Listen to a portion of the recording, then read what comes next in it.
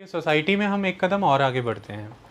देखिए, हम 2 chapter complete कर चुके हैं हमारी 12th क्लास की बुक का, social change and development in India. बहुत ही नायाब किताब है।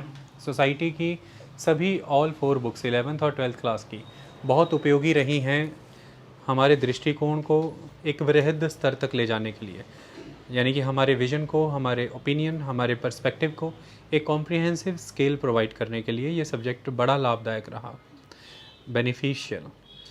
अब हम आगे बढ़ रहे हैं। हमने पहले 2 चैप्टर कंप्लीट किए इसी किताब के, जो पहला था स्ट्रक्चरल चेंज, दूसरा कल्चरल चेंज।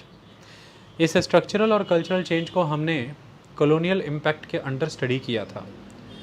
हमने देखा किस तरह से एक कैपिटलिस्ट सोसाइटी ने भारत में सामाजिक, आर्थिक, राजनीतिक और सांस्कृतिक ढांचों को, इन सभी social, economic, political, cultural structures को बदला। और फिर हमने ये भी देखा कि किस तरह से इन्हीं स्ट्रक्चरल चेंजेस ने हमारे अंदर, हमारे देश के अंदर, समाज के भीतर कल्चरल चेंजेस भी डिफरेंट लेवल पर इंड्यूस कर दिए। आज हम तीसरे चैप्टर की ओर बढ़ रहे हैं। कॉलोनियलिज्म का इम्पैक्ट इस पर भी रहेगा, स्ट्रक्चरल चेंज, कल्चरल चेंज और थर्ड चैप्टर ये भी कॉलोनियल इम्पैक्ट के अंडर आप देखेंगे, जिसके तहत हमारे चैप्टर का नाम है the story of Indian democracy. Indian democracy के वाया आपने पॉलिटी की, एनसीईआरटी की किताबों में अलग अलग चैप्टर्स के वाया, पॉलिटी बाय लक्ष्मीकांत की हमारी सीरीज़ में, मॉडर्न हिस्ट्री की लेक्चर सीरीज़ में और वर्ल्ड हिस्ट्री की लेक्चर सीरीज़ में डेमोक्रेसी के विषय में अलग अलग स्तर पर बहुत बार पढ़ा। इनफैक्ट जैसी मेरी आदत है, मैंने हेरिटेज एंड कल्चर और आर्ट एंड कल्चर में भी जहाँ जहाँ बन पाया वहाँ वहाँ डेमोक्रेसी को जोड़ा। आज हम सोसाइटी के कॉन्टेक्स्ट में इस चैप्टर को पढ़ने जा रहे हैं, that is story of Indian democracy. इस चैप्टर को जब हम पढ़ेंगे तो हमारा फोकस किन एरिया पे रहेगा? सबसे पहला टॉपिक जो डील कर रहा है वो इस बात से डील कर रहा है कि हमारे देश में लोकतंत्र को लेकर के कुछ वैल्यूज़ हैं, कुछ मूल्य हैं। उन वैल्यूज़ के बारे में हमें पढ़ना है ताकि हम हमारे लोकतंत्र को बेहतर समझ सकें। लोकतंत्र विश्व स्तर पर है, लेकिन भारत का एक लोकतंत्र अपना है। लोकतंत्र जनरल सेंस में क्या होता है ये एक बात है। भारतीय सामाजिक, राजनीतिक, आर्थिक और सांस्कृतिक पृष्ठभूमि में, यानी कि इस social, cultural, economic, political backdrop में लोकतंत्र कैसा है ये समझना जरूरी है। उसके लिए आपको वो वैल्यूज़ समझनी होंगी जिन पर लोकतंत्र टिका हुआ है और जिन वैल्यूज़ को लोकतंत्र आगे बढ़ा रहा है। लोकतंत्र खुद उन वैल्यूज़ पर टिका है, यानी कि लोकतंत्र की आवश्यकता हमें महसूस हुई क्योंकि हम चाहते हैं कि हम उन मूल्यों के तहत चलें, और फिर लोकतंत्र आगे उन मूल्यों को संरक्षण दे रहा है, उनको कंजर्व कर रहा है, उनको प्रोटेक्ट कर रहा है, इवन उनको प्रमोट कर रहा है, उनको चेरिश कर रहा है। और यही मूल्य, ये जो मूल हैं, यही मूल ढांचा बन जाएंगे, बुनियादी ढांचा बन जाएंगे संविधान का, मूल विचार बन जाएंगे, बुनियादी विचार बन जाएंगे संविधान का, जिसे हम basic structure and basic feature कहते हैं कॉन्स्टिट्यूशन का। इससे आपको भारतीय लोकतंत्र का नेचर पता चल जाएगा, कैरेक्टर पता चल जाएगा, उसके फीचर्स क्लियर हो जाएंगे। और आगे आने वाले समय में आप जब भी लोकतंत्र के विषय पर चर्चा करेंगे या जब आपके सामने कोई लोकतंत्र को लेकर अपने विचार रखेगा, आप ये समझ पाएंगे कि आपका लोकतंत्र का दृष्टिकोण किन मूल्यों पर खड़ा होना चाहिए और उनका दृष्टिकोण इन मूल्यों के साथ जा रहा है या इनके विरुद्ध जा रहा है। ये मूल्य पता होने बहुत ज़रूरी हैं। उदाहरण के तौर पर लोकतंत्र के तहत चुनाव एक बड़ी प्रक्रिया है। इतनी बड़ी प्रक्रिया है कि हम चुनावों को ही लोकतंत्र कह देते हैं। जब भी बात आएगी कि डेमोक्रेसी क्या है तो आप शायद ये कह देंगे कि इलेक्शंस, क्योंकि चुनाव होते हैं इसलिए लोकतंत्र है, क्योंकि लोकतंत्र है इसलिए चुनाव होते हैं, ये ठीक है। क्योंकि चुनाव होते हैं इसलिए लोकतंत्र है, अगर ये कहते हैं हम, तो चुनाव इज इक्वल टू लोकतंत्र हो जाएगा। पर लोकतंत्र है इसके लिए चुनाव होते हैं, ये ठीक है। यानी कि लोकतंत्र को आगे बढ़ाने के लिए, लोकतंत्र को स्थापित करने के लिए चुनाव एक प्रक्रिया है, लेकिन चुनावों के अलग और भी बहुत सारी प्रक्रियाएं हैं जिनकी पालना हो तो लोकतंत्र है। लोकतंत्र एक एवर इवॉल्विंग कॉन्सेप्ट है। आप इसे जितना बढ़ा सकते हैं जनहित में, उतना बढ़ाना चाहिए। इसे रिजिड नहीं रखना चाहिए सिर्फ कुछ ही सीमाओं तक। लोकतंत्र एक ऐसा व्यवहार है, एक ऐसा आचरण है जो हर बार पिछले स्तर से आगे का ऊंचा स्तर छूने का प्रयास करे तो ज़्यादा बेहतर है। लोकतंत्र ऐसा व्यवहार है। सपोज कीजिए कि आप ज़रूरतमंद लोगों की सहायता करते हैं। सहायता के फलस्वरूप आप उन्हें किसी तरह से, मान लीजिए कि पेन और कॉपी देते हैं। अब आचरण के स्तर पर देखें, अगर हम आपके बिहेवियर के लेवल पर ये देखें तो ये एक जनहितकारी व्यवहार है। लेकिन आप यदि इतना ही करके, इतने ही मात्र पर रुक जाएं कि आप जनहितकारी हो गए, तो ये अपने आप में जनहित को और उससे जुड़े कॉन्सेप्ट्स को नैरो करने जैसा होगा।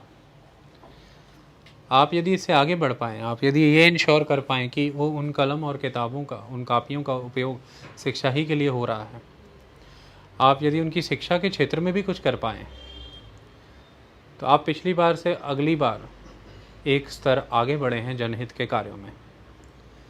तो जनहित एक ऐसा क्षेत्र है जिसका निरंतर आगे की ओर, ऊपर की ओर विकास होते रहना चाहिए। किसी एक कार्य में, किसी एक सीमा में हमें उसे बांधना नहीं चाहिए। लोकतंत्र भी ऐसा होता है।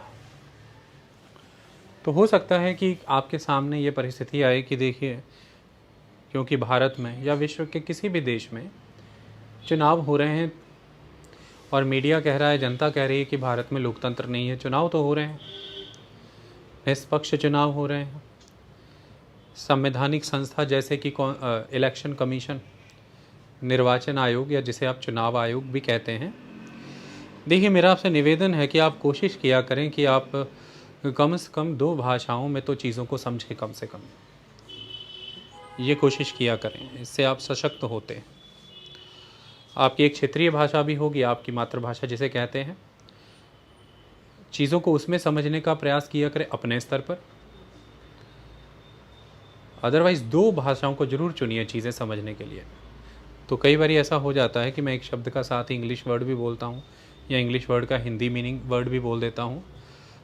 ये आपको प्रैक्टिस भी करनी चाहिए, ये बेहतर है। मैं भी प्रैक्टिस ही कर रहा हूँ, मैं कौन सा इसका गुरु बन गया हूँ। मेरी को किताब लिखी हुई तो आई नहीं है बाज़ार में, हम प्रैक्टिस ही कर सकते हैं। और मैं एक प्रैक्टिशनर ही हूँ, सीधी सी बात। तो जिसे हम निर्वाचन आयोग कहते हैं या चुनाव आयोग कहते हैं, संवैधानिक संस्था ही चुनाव करा रही है। चुनाव में जनता ने ही वोट डाले। ये बिल्कुल अगर देखा जाए तो चुनाव यदि पैमाना है लोकतंत्र का, तो चुनाव निष्पक्ष हुए हैं और लोकतंत्र तो है। लेकिन मान लीजिए इसके ही द्वारा एक सरकार बन चुकी है, और वो सरकार बनने के बाद मान लीजिए कि कोई उसके द्वारा लाई गई ऐसी नीति या प्रोग्राम है जो आपको लगता है कि आपसे विचार करके नहीं लाया गया, आपके हितों के विरुद्ध है, और आप ऐसे में सरकार से संपर्क बनाना चाहते हैं, सरकार तक अपनी बात ले जाना चाहते हैं। आपने धरने का मार्ग चुना, आपने धरना प्रदर्शन किया शांतिमयी तरीके से।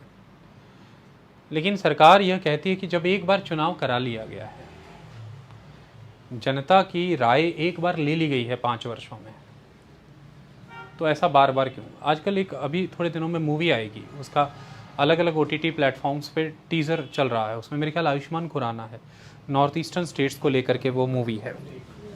अनेक है उसका नाम, आई डोंट नो। उसमें दो लोगों की बातचीत सुनाई जा रही है, और उसमें एक व्यक्ति सीनियर ऑफिसर कहता है, जब आयुष्मान खुराना या कोई कहता है कि सर उन्हें अपनी बात रखने की आज़ादी है, वो पीसफुल डेमोन्स्ट्रेशन कर रहे हैं, तो कह रहे हैं 5 साल में एक बार बात रखवा ली जाती है, चुनाव हो जाते हैं, हर रोज़ नहीं रख सकते। जनता हर रोज़ सड़क पे आके अपनी बात नहीं बताएगी, एक बार हो जाता है। ये एक तरह की बताई जा रही है कि डेमोक्रेसी का स्केल कौन कहाँ इमेजिन कर रहा है। एक पर्सन डेमोक्रेसी को स्केल डाउन कर रहा है सिर्फ 5 वर्ष के चुनावों पे, लेकिन दूसरा व्यक्ति डेमोक्रेसी के स्केल को अप कर रहा है, कॉम्प्रिहेंसिव कर रहा है कि सर जनता के द्वारा चुनी हुई सरकार जनता ही के हितों में कार्य करे, सरोकारी हो। इसे सुनिश्चित करने के लिए जनता की निरंतर निगरानी जरूरी है सरकार के कार्यक्रमों पे, और जब जनता ही कोई सुझाव देना चाहती है तो वो दे सके, और जनता जब सरकार से प्रश्न करना चाहती है तो वो कर सके, ये ज़रूरी है। तो चुनाव हो गए हैं, सरकार कोई ऐसी नीति लाई है, आप उसके विरुद्ध धरना प्रदर्शन कर रहे हैं, लेकिन सरकार को यह स्वीकार्य नहीं है और आपको या तो कैद कर लिया जाता है, अरेस्ट, और या फिर आपको बलपूर्वक वहाँ से खदेड़ दिया जाता है, यानी कि पावर का इस्तेमाल करके आपको वहाँ से निकाल दिया जाता है। तो प्रश्न आपके हृदय में ये उठेगा कि ये लोकतंत्र कैसे हुआ, जबकि सवाल आपके सामने मैं बार बार यही उठाऊंगा कि आपने वोटिंग के वाया सरकार चुनी थी, अब आपको समस्या क्या है। तो डेमोक्रेसी यहाँ पर देखिए, आप कुछ ज़्यादा मांग रहे हैं डेमोक्रेसी से, आप कुछ ज़्यादा चाह रहे हैं। आप ये चाह रहे हैं कि सरकार की नीतियों में मेरी भागीदारी भी हो, आप ये चाह रहे हैं कि सरकार अपनी नीतियों के लिए जवाबदेह भी हो, आंसरेबल हो, अकाउंटेबल हो। आप ये चाह रहे हैं कि अगर वो नीतियां जनहित में नहीं है तो उनमें परिवर्तन भी हो, आप ये खुद चाह रहे हैं। जैसा कि आप शायद किसी पार्टिसिपेटरी डेमोक्रेसी की बात कर रहे हैं, इससे भी आगे बढ़कर के आप ये चाहते हैं कि आप एक स्तर पर, कम से कम सरकारें कई स्तर पर बनती हैं, एक स्तर पर, ज़मीनी स्तर पर आप खुद भी एक्टिव मेंबर हों नियम और नीतियां बनाने में, संसाधनों का बंटवारा करने में, रिसोर्स डिस्ट्रीब्यूशन में, लोगों से जुड़े हुए प्रोग्राम बनाने में, यानी कि ओवरऑल गवर्नेंस। तो गवर्नेंस जो है वो किसी एक स्तर पर देश में कंसंट्रेट ना हो जाए, जैसे कि सेंट्रल लेवल या स्टेट लेवल, उसे डिसेंट्रलाइज किया जाए, जनता तक भी भेजा जाए, ताकि जनता सीधी भी उसमें पार्टिसिपेट करके अपने लिए खुद गवर्नेंस का एक मॉडल लेकर के आए और उस मॉडल के तहत खुद गवर्निंग अथॉरिटी के तौर पर काम करें। आई बात समझ में? जैसा कि पंचायती राज इंस्टीट्यूशंस में होता है, प्रत्येक व्यक्ति के जो वहाँ का वोटर है पंचायतों में, वही प्रत्येक व्यक्ति ग्राम सभा का सदस्य भी है। लेकिन लोकसभा चुनाव में ऐसा नहीं होता, आप वोटर हैं पर आप संसद के सदस्य नहीं होते, है ना विष्णु? विष्णु जब गांव में रहता है, वयस्क है, एडल्ट, तो विष्णु वोटर भी है पंचायती चुनाव का, लेकिन विष्णु खुद सदस्य भी है ग्राम सभा का। कितना अंतर आ गया? तो लोकतंत्र कुछ अधिक होता है, एवर इवॉल्विंग होता है, ऑल एनकम्पैसिंग होता है, अकाउंटेबिलिटी की बात करता है, पार्टिसिपेटरी डेमोक्रेसी की बात करता है, डिसेंट्रलाइज्ड गवर्नेंस की बात करता है, डिस्क्रिमिनेशन को ख़त्म करने की बात करता है, सेफगार्ड्स माइनॉरिटीज़ को, socially, economically, politically deprived sections को सेफगार्ड्स देने की बात करता है, देश की सरकारों को, देश की नीतियों को बेहतर और ज़्यादा से ज़्यादा स्तर पर मानवीय, ह्यूमैनिटेरियन बनाने की बात करता है। मानवीय जब हम बात करते हैं तो उसमें प्रत्येक जीव, वनस्पति और पर्यावरण सब आ जाता है, मनुष्यों के साथ साथ। लोकतंत्र इसकी बात करता है। लेकिन लोकतंत्र किसकी बात करता है? लोकतंत्र क्यों बात करता है? कैसे बात करता है? इसे समझने के लिए मूल्य समझने पड़ेंगे जिस पर वो लोकतंत्र खड़ा है। एक लोकतंत्र केवल मनुष्यों की बात करता है, लेकिन एक लोकतंत्र मनुष्यों की इस पीढ़ी से आगे बढ़कर के आने वाली पीढ़ी की बात भी करता है। तो इसके तहत वह लोकतंत्र, वह समाज यह कहता है कि संसाधनों को सहेज के रखिए, आने वाली पीढ़ियों का भी इस पर अधिकार है, उन्हें भी विकास करना है। वह यह कहते हैं कि आपके साथ साथ अन्य जीव भी हैं, उनका भी अधिकार है, वनस्पतियों को सहेजिए, भूमि को सहेज के रखिए, पर्यावरण को सहेज के रखिए। तो ये लोकतंत्र इसकी भी बात करता है। लेकिन दूसरा लोकतंत्र कहता है कि हमारा उद्देश्य केवल इतना है कि मनुष्यों का विकास हो इस समय में, उसके लिए यदि वनों की कटाई होती है तो होने दी जाए, उसके लिए यदि जल आपूर्ति है तो हमें जल साधनों का अवशोषण करना है तो कर लिया जाए, एक्सप्लॉयटेशन करना है तो कर लिया जाए, कोई प्रॉब्लम नहीं है, देखा जाएगा।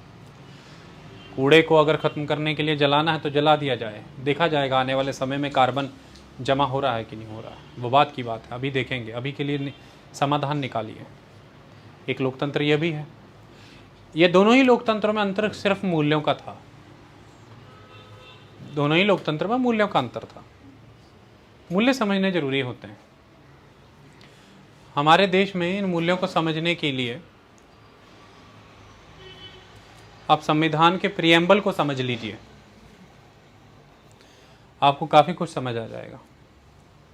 संविधान की प्रस्तावना को आप समझ लीजिए, आपको काफ़ी कुछ समझ आ जाएगा। दूसरी तरफ अगर आप इन चीज़ों को समझना चाहते हैं तो आज़ादी की जो संघर्ष हमने किए हैं, उस दौरान हमने जो देश के ऊपर विदेशी शक्ति का प्रभाव समझा, उस प्रभाव के तहत हमारे अनुभव, हमारे experiences under the impact of the colonial rule, the alien rule, और दूसरा भारतीय समाज में पिछले कई हजार वर्षों के दौरान जो भेदभावपूर्ण नीतियां अपनाई गई, जिनसे समाज के बड़े वर्ग शोषित हुए, इसके हमारे अनुभव। तो कॉलोनियल रूल के एक्सपीरियंसेस, हमारे खुद के पास्ट के बैड एक्सपीरियंसेस, आज़ादी की लड़ाई जो हमने लड़ी, जो संघर्ष हमारा था इस दौरान, ये सभी एक्सपीरियंसेस ने हमें राह भी दिखाई, हमें विवश भी किया इन मूल्यों को पहचानने में, आइडेंटिफाई करने में, इन्हें अपनाने में, और संकल्प लेने के लिए, एक प्रॉमिस करने के लिए, कमिटमेंट करने के लिए कि भविष्य में हम इन मूल्यों से कभी विमुख नहीं होंगे। इनमें वृद्धि होगी पर इन्हें कभी भी, इनके साथ समझौता नहीं होगा, कॉम्प्रोमाइज़ नहीं करेंगे। इसलिए वो बुनियादी विचार बन गए, संविधान के बुनियादी ढांचा बन गए। उन मूल्यों को समझेंगे अभी हम, उन्हीं के विषय में बात करेंगे। जब भारतीय लोकतंत्र की कहानी पढ़नी है, उसकी गाथा पढ़नी है, तो आरंभ इन मूल्यों से ही होता है। ओके बाकी चीज़ें समझ आ जाएंगी। प्रस्तावना की बात की मैंने, प्रियम्बल की, उसके विषय में समझाते हुए कहानी का आरंभ कर देता हूँ। उसके बारे में समझते हैं, चीज़ें काफ़ी हद तक समझ आ जाएंगी। वीडियो क्वालिटी ठीक है? लाइट में नहीं ठीक है भाई? लैंग्वेज कठिन तो नहीं लगती आप लोगों को? मैं फ्रेंच में पढ़ा दिया करूँ?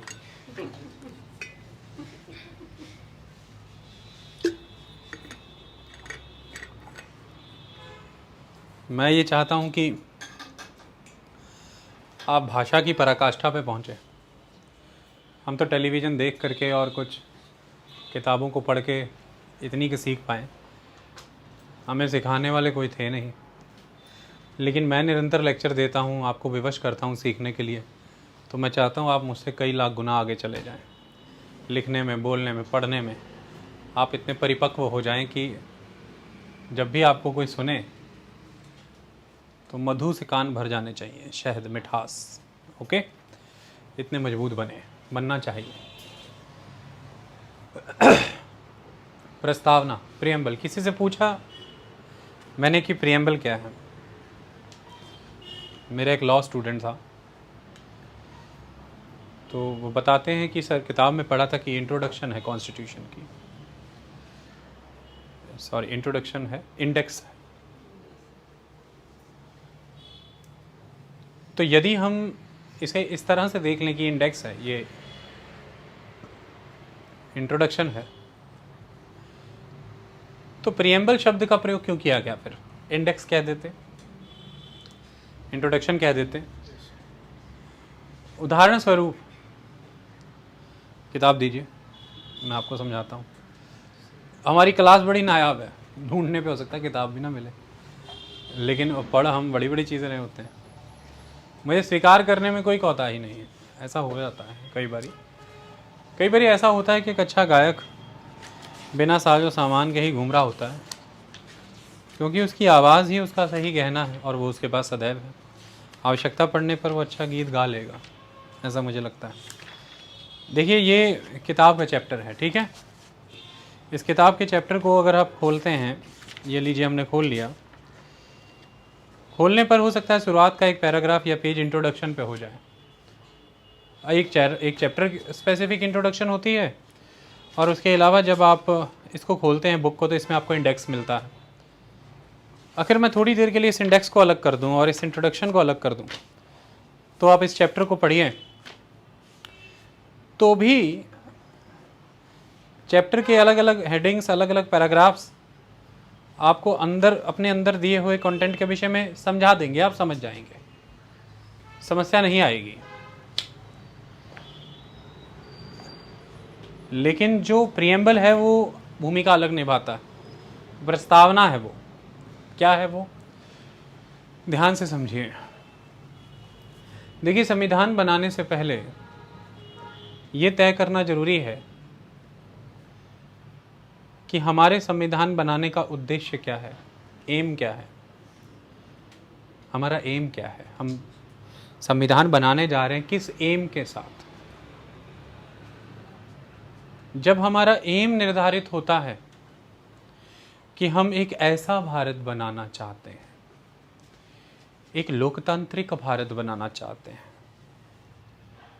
लोकतांत्रिक भी भारत ऐसा हो जो गणराज्य हो, गणतांत्रिक भारत हो, वो गणतांत्रिक भारत भी ऐसा हो जो संप्रभु राष्ट्र हो, एक सॉवरेन राष्ट्र हो, वो संप्रभु राष्ट्र भी ऐसा हो जो सामाजिक हितों की बात करे, एक समाजवादी भारत हो।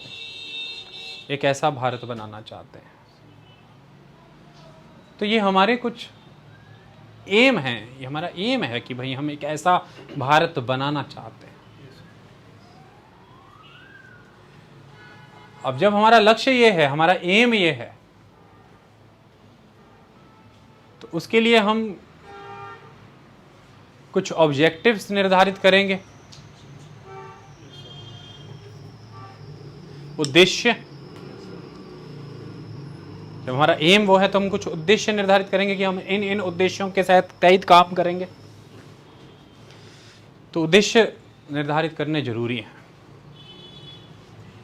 ऐसा ही उद्देश्यों से बड़ा भरा हुआ एक दस्तावेज 13 दिसंबर 1946 को, 13 दिसंबर 1946 को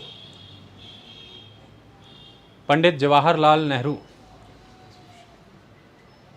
संविधान सभा के सन्मुख प्रस्तुत करते हैं, कॉन्स्टिट्यूएंट असेंबली के सामने प्रेजेंट करते हैं, जिसे हम कहते हैं ऑब्जेक्टिव रेजोल्यूशन। उद्देश्यों से भरा हुआ दस्तावेज। ऐसा कह सकते हैं जैसा कि एक संकल्प पत्र, संकल्प ले रहा है देश कि ऐसा संविधान बनाएंगे। ये उद्देश्य हैं हमारे। संविधान बनाने से पहले वो प्रस्ताव रखा गया था, वो प्रस्ताव देश के सामने रखा गया था कि ये होगा हमारा संविधान, इन उद्देश्यों से परिपूर्ण होगा हमारे संविधान, उस लक्ष्य की प्राप्ति हेतु ये उद्देश्य हम पूरे करेंगे। ये हम प्रस्ताव आपके रूप सामने रख रहे हैं संकल्प पत्र के रूप में। ये हमारा कमिटमेंट है, ये हमारा प्रॉमिस है। This are objective resolution. फिर संविधान बनाने की तकनीकी कार्रवाई शुरू हुई, संविधान बनाया गया। और जब संविधान बना लिया गया तो ये जांचना जरूरी रहा होगा कि संविधान किस अनुरूप बना है, संविधान का रूप क्या बन के आया। ये बिल्कुल वैसा है कि आपने किसी को पहले एक इमेज दिखाई और वो पर्सन वो पेंटिंग बनाने लगा। पेंटिंग बन के जब आपके हाथ में आई, आपने गिफ्ट करनी है, तो ज़रूरी है कि अब आप मैच करें कि मेरे द्वारा दी इमेज से ये पेंटिंग मैच कर रही है कि नहीं। ज़रूरी है। तो ज़रूरी है कि संविधान बनाते हुए भी वो संकल्प याद रखे जाएं, संकल्प पत्र साथ में रहा हो, उद्देश्यों से परिपूर्ण वो दस्तावेज साथ रहा हो प्रत्येक कदम पर कि संविधान उस अनुरूप बन रहा है कि नहीं। और जब संविधान बन चुका, निर्माण हो चुका,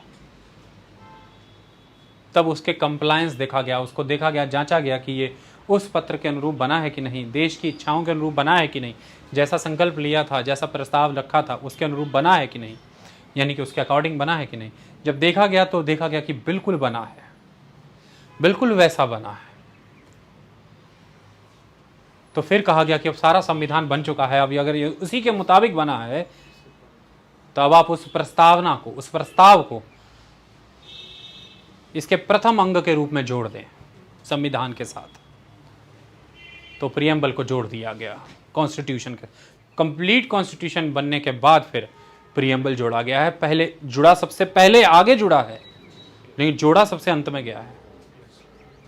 इसलिए जोड़ा गया है कि जब संविधान खोला जाए तो संविधान के हर भाग को पढ़ने से पहले, प्रत्येक बिंदु को पढ़ने से पहले संदर्भ पता हो, कॉन्टेक्स्ट पता हो कि ये किस संदर्भ में, किस कॉन्टेक्स्ट में पढ़ना है। वो संदर्भ, वो कॉन्टेक्स्ट उस प्रियम्बल में, उस पैराग्राफ में गिवन है, जो लिखता है आपके मूल्यों के विषय में, कि ये संविधान इन मूल्यों से भरा हुआ है, इन वैल्यूज़, इन आइडियाज़ से भरा हुआ है। तो जब आप उस प्रियम्बल को पढ़ के फिर उस कॉन्स्टिट्यूशन के प्रोविजंस को पढ़ते हैं, आर्टिकल्स को पढ़ते हैं, तो आपका विजन बिल्कुल क्लियर होता है कि किस डायरेक्शन में पढ़ना है। एक चीज़ पढ़ना है और दूसरा उसे किस डायरेक्शन में पढ़ना है, दोनों में अंतर है। ये चैप्टर पढ़ना है और इसे सिविल सर्विस के लिए पढ़ना है, बड़ा अंतर है। ये 12वीं क्लास का चैप्टर है, इसे 12वीं के लिए भी पढ़ा जाता है। फिर 12वीं में ही इसे दो तरह से पढ़ा जाता है, एक व्यक्तित्व का निर्माण करने हेतु, एक नंबर लेने हेतु। तीसरे भी आते हैं पास होने के लिए। मामा जी ने पहले से कह रखा है कनाडा आ जाए किसी भी तरह, तेरी बड़ी बहन की शादी में तुझे बुला लेंगे बहाने से, हफ्ते भर का वीज़ा लगा के, फिर यहीं रख लेंगे, बाद में तेरे को LMI दिला देंगे। वो भी पढ़ेगा इसे, एक पास होने के लिए पढ़ेगा, एक नंबर लेने के लिए पढ़ेगा, उसे हायर यूनिवर्सिटी में एंट्रेंस चाहिए, एक व्यक्तित्व के निर्माण के लिए पढ़ेगा, नंबर शायद फिर भी आ जाएं, अच्छे ही आ जाएं। +2 में भी इसे कई अलग डायरेक्शनों में पढ़ा जा रहा है, और आप उसी +2 की बुक को UPSC के लिए पढ़ रहे हैं, तो डायरेक्शन बिल्कुल अलग है। और UPSC में भी शायद आप उसमें से MCQ और मेंस के क्वेश्चन ही मात्र निकालने के लिए नहीं पढ़ रहे हैं, आप ये समझ के पढ़ रहे हैं कि UPSC ने इसे सिलेबस में क्यों रखा है, UPSC किस दिशा में आपके व्यक्तित्व को ढालना चाहती है, आप उस दिशा को ध्यान में रख के पढ़ रहे हैं। तो कितना अंतर आ गया इसे पढ़ने का। ऐसा ही संविधान के अलग अलग गुण, अलग अलग बिंदु, यदि दिशा पहले से पता हो तो पता हो कि कैसे पढ़ना, ये ज़रूरी है। आपने कितने किलोमीटर तय किए वो एक बात है, किस दिशा में तय किए वो बड़ी बात है। दिशाहीन नहीं होने चाहिए हम। संविधान बनाने वाली समिति को वो प्रस्ताव दिशा देता था, संविधान बनाने के दौरान वो दिशा देता रहा, संविधान बनने के बाद आपको और आने वाले समय की सभी जुडिशरीज़ को वो प्रस्ताव दिशा देता रहेगा कि संविधान को कैसे पढ़ना है, क्योंकि वो मूल्य हैं। तो संविधान के जितने भी प्रावधान हैं, यानी कि जो भी प्रोविजंस हैं, उनमें मौजूदा समय के दौरान आप सबकी आवश्यकताओं को समझते हुए आपके चुने हुए प्रतिनिधि संविधान में परिवर्तन ला सकते हैं, संविधान के प्रस्ताव में भी परिवर्तन ला सकते हैं, प्रियम्बल में भी परिवर्तन ला सकते हैं, प्रस्तावना भी बदली जा सकती है, कोई ऐसी बात नहीं है। लेकिन सदैव परिवर्तन जब आएंगे तो दिशा भूली नहीं जाएगी। जब हम दिशा नहीं भूलेंगे, हमें पता होगा कि किस दिशा में हम परिवर्तन लाने जा रहे हैं, तो जब हम उस कॉन्टेक्स्ट में अमेंडमेंट करेंगे तो मूल्य है जो कॉम्प्रोमाइज़ नहीं होंगे, जो बुनियाद है वो किसी भी ग्राउंड पर कॉम्प्रोमाइज़ नहीं होगी। प्रियम्बल में नए शब्द जोड़े जा सकते हैं, पुराने शब्द मिटाए भी जा सकते हैं, मैं आपको बता दूं, लेकिन ये मैं आपसे गारंटी करता हूं कि दिशा बदलेगी नहीं, भटकेगी नहीं, प्रगति ही प्रगति होगी, ऐसा भावनाएं डाल दी गई हैं। आई बात समझ में? वो बुनियादी विचार, वो बुनियादी ढांचा ऐसा बनाया गया है। लेकिन मौजूदा समय के पास ये पूरा अधिकार है। पिछली पीढ़ियों ने, आज की पीढ़ियां जल का उपयोग करते हुए, वनस्पतियों का, भूमि का, मृदा का, संसाधनों का, वनों का उपयोग करते हुए इस बात का विचार रखे ना रखे कि भविष्य की पीढ़ियों के लिए वो इन्हें पवित्र रख पा रही है कि नहीं, संचित रख पा रही है कि नहीं। लेकिन संविधान निर्माताओं ने उस समय में ही इस बात का विचार किया था कि 70 बरस के बाद, 72 वर्षों के बाद, जालंधर के किसी इंस्टीट्यूट में जब कोई इसे पढ़ा रहा है, हमने उन पीढ़ियों का भी इसमें विचार रखा है कि नहीं। तो उन्होंने संविधान में संशोधन का एक विचार रखा है, कॉन्स्टिट्यूशन को अमेंड किया जा सकता है, कॉन्स्टिट्यूशनल अमेंडमेंट एक्ट ला करके, संविधान संशोधन कानून ला करके संविधान का संशोधन किया जा सकता है। लेकिन उस समय में भी उन्होंने यह विचार जरूर रखा कि जहां आने वाली पीढ़ियों के विचारों को समाया जाएगा इस संविधान में, लेकिन देश के कुछ मूल्य हैं, उन पीढ़ियों को भी अधिकार नहीं होगा कि देश को उल्टी दिशा में ले जाए, देश को मूल्यों से गिरा दिया जाए, भटका दिया जाए। ये बड़ी चीज़ है। आई बात समझ में? तो कितने ज़रूरी हो जाते हैं वो की वैल्यूज़, वो आइडियाज़ समझने पड़ने। उसी की बात है चैप्टर के शुरुआती दौर में। ओके, तो जादुई तरीके से सारे फैक्ट हो गए, बच्चे फंसे रह जाते हैं। जब यूपीएससी में अलग अलग पीसीएस में क्वेश्चन आता है कि प्रीएम्बल कॉन्स्टिट्यूशन का पार्ट है कि नहीं, तो सोचते रह जाते हैं, है कि नहीं, है कि नहीं, है कि नहीं, है कि नहीं। कैसे नहीं है? वो है, उसके बिना तो संविधान पढ़ा ही नहीं जा पाएगा। प्रीएम्बल को, प्रस्तावना को भी अलग कर दूं तो संविधान सबका अपना अपना हो गया, जिसका जो मन है वैसा पढ़ लेगा। कांग्रेस वाले अपनी तरह उसकी व्याख्या करेंगे, जैसे इंग्लिश में इंटरप्रिटेशन कहते हैं। बीजेपी वाले अपनी तरह से, हाई कोर्ट अपना, सुप्रीम कोर्ट अपना, मैं अपनी ही तरह से लगा हुआ हूँ करने। फिर संविधान क्या रहेगा? अरे वो उसका अंग है। और दूसरा ये है कि फिर जो अंग है, तो समस्त संविधान, आज की संसद के पास ये शक्ति है कि उसका संशोधन कर सकती है, क्योंकि उस संविधान ने खुद ही पार्लियामेंट के अंदर कॉन्स्टिट्यूएंट पावर डाल दी है।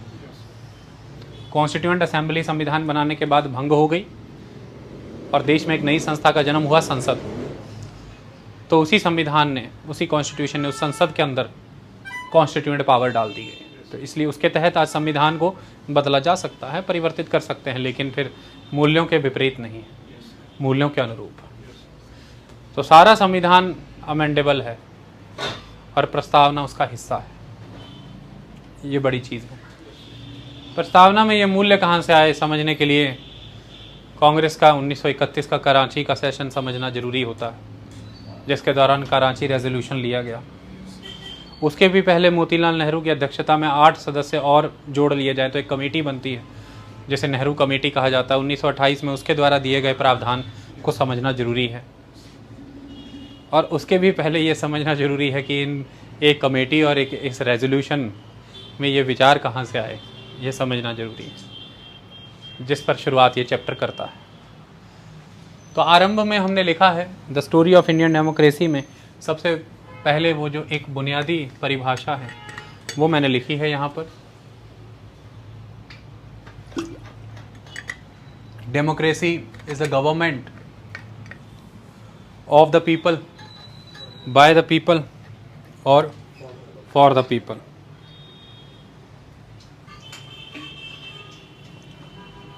Democracy is a government of the people, by the people and for the people. ये तो आप जानते ही हैं, ये एक लोकतंत्र की परिभाषा है, बुनियादी है, एक तरह से एक स्तर पर संपूर्ण भी है, सरल भी है, और बचपन से बड़े होने तक हमें रट्टा भी लगवा दी जाती है।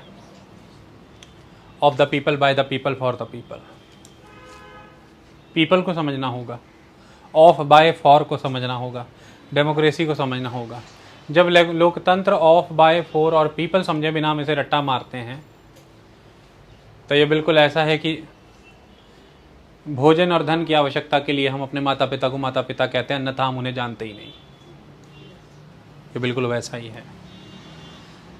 देश, समाज, राष्ट्र और तंत्र यानी कि सरकारें यूं ही अत्याचारी नहीं हो जाती हैं, उनके अत्याचारी होने के कोई कारण होते हैं। उनमें बस रहे लोग जब अत्याचारी हो जाएं तो सब अत्याचारी हो जाता है। तो ये एक बड़ा अत्याचार है, समझे बिना किसी चीज़ को रटना और ये सिद्ध कर देना कि हो गया, ये प्रॉब्लम है। आई बात समझ में? इससे गलत उपचार हो जाता है, ट्रीटमेंट रॉन्ग हो जाता है। आगे बेटा, ठीक हो? बैठाई बच्चे को जहाँ छोड़ना था। वो डर गई, पता नहीं कहते कौन सा बच्चा क्या। Democracy is the government of the people, by the people and for the people. Democracy ought to involve people more regularly and should not just mean casting a vote every 5 years. ये मैं अभी समझा चुका। जब हम लोकतंत्र की बात करते हैं तो दो चीज़ें दिमाग में आती हैं, लोकतंत्र के दो प्रकार, डायरेक्ट डेमोक्रेसी और इनडायरेक्ट डेमोक्रेसी। डायरेक्ट डेमोक्रेसी जिसमें किसी तरह का कोई इंटरमीडिएट नहीं है, कोई ऑफिशियल, कोई ऑफिसर, कोई रिप्रेजेंटेटिव, यानी कि कोई बिचौलिया, कोई इंटरमीडिएट नहीं है। आप यानी कि लोग, यानी कि मेंबर ऑफ द ग्रुप या मेंबर ऑफ द सोसाइटी, सीधे आप आ रहे हैं, बैठ रहे हैं, निर्णय ले रहे हैं और निर्णय लागू हो रहा है आपके बीच में, और निर्णय लागू कराने वाले सरकार के बीच में और कोई भी नहीं है। आप सीधे ही ये कार्य कर रहे हैं। लेकिन ये सवाल उठता है कि ये एक छोटे स्तर पर तो संभव है, जब जनता कम हो तब तो संभव है, इतनी बड़ी जनसंख्या के साथ तो ये संभव नहीं। अगर कोई ट्रेड यूनियन का छोटा ग्रुप है, अगर कोई आदिवासियों का छोटा समूह है, अगर कोई लार्जर बॉडी की छोटी काउंसिल है, वहाँ तो लोग सारे इकट्ठे बैठ करके एक कंसेंसस से निर्णय ले लेंगे। लेकिन जहाँ जनसंख्या करोड़ों में, लाखों में जा रही है, वहाँ पे सारे इकट्ठे कहाँ हुआ करेंगे? उनको कौन इकट्ठा करेगा? और सारे इकट्ठा करके सबकी बातचीत, सबके विचार सुनना, समझने के लिए टाइम कितना चाहिए, है कि नहीं? एक कॉन्वोकेशन सेरेमनी अगर करनी हो, दीक्षांत समारोह कहते हैं इसको कॉलेज का, तो 3 दिन पहले बुला के रिहर्सल कराई जाती है, गाउन पहना करके सारा ऑडिटोरियम सेटिंग के अंदर। आपको सीटिंग नंबर दिया जाता है आपका कि आप वहाँ बैठेंगे उस चेयर पे, और फिर धड़ाधड़ एक लाइन में लोग स्टेज पे चढ़ते जाते हैं, डिग्री सर्टिफिकेट मिलते जाता है, फ़ोटो खींचते जाते हैं, सिर्फ इतने ही मात्र करने के लिए 3 दिन पहले रिहर्सल, और अधिक से अधिक स्ट्रेंथ